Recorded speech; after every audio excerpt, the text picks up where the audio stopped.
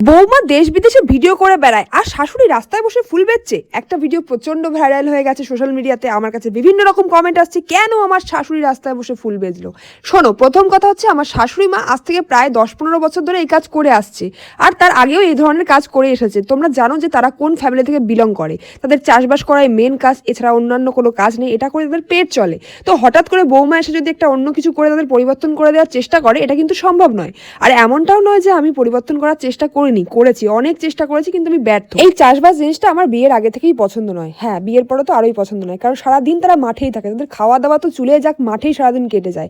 মানুষ চেষ্টা করে যখন তাদের টাকা হয় জীবনযাপনটা উন্নত করার, যে উন্নত হোক। হ্যাঁ, আমার যখন হচ্ছে আমার ফ্যামিলির লোকগুলোও হোক, কিন্তু ওই যে এসব কথা বলতে গেলে আমি খারাপ হয়ে যাবো, তো কি দরকার আমার বলার, তাই না? তারা যেটা করছে করে যাক, ওটা তাদের কাজ, আর আমি যেটা করছি সেটা আমার কাজ, ভিডিও করাটা। আর তারা তো কিছু খারাপ কাজ করেনি, তাই খারাপ মন্তব্য করার মতো আমি কোনো জায়গা দেখছি না যারা বলছে। আর ঘুরে ফিরে যে আমার দিকে কেন তোমরা আঙুল তুলছো আমি বুঝতে পারছি না। এমন ভাব করছো যেন আমি বলেছি ওনাকে গিয়ে ফুল বিক্রি করতে। তো যে ভিডিওটার জন্য তোমরা অপেক্ষা করছিলে, আশা করি পেয়ে গেছো, আর বুঝেও গেছো এটা তাদের বংশগত কাজ। আমি বললেও পাল্টাবে না, তার ছেলে বললেও পাল্টাবে না। সব ভুলভাল মন্তব্য প্লিজ তোমরা করো না।